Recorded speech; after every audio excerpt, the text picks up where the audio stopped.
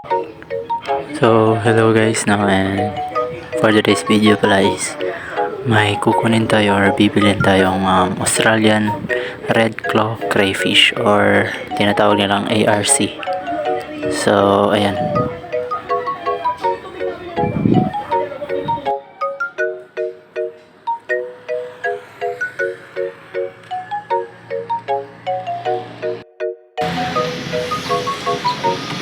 Pauwi na tayo guys. Dala na natin.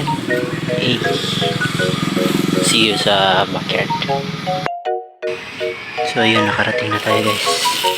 Buksan na lang natin to. Yan. Pumili tayo guys, fish food or PO2.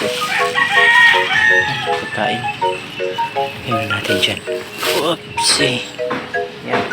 Next is yung ating ARC or Australian Red Claw Crayfish. Try lang natin guys, makakaano tayo dito. Hindi na masyadong kita. Ayan, nasa loob.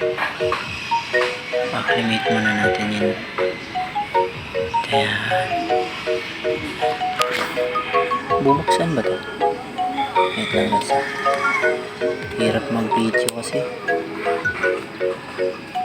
Sabi, papakita ko sa inyo. Wait lang. So ayan. Bali 5 to guys. Ay 5 ba? 5 kasi yung binili ko eh. Ayun 5 nga.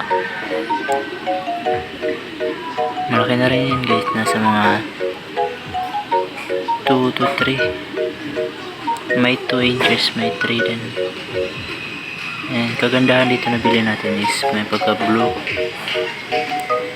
Ayan, medyo dark blue or dark green. Ayan.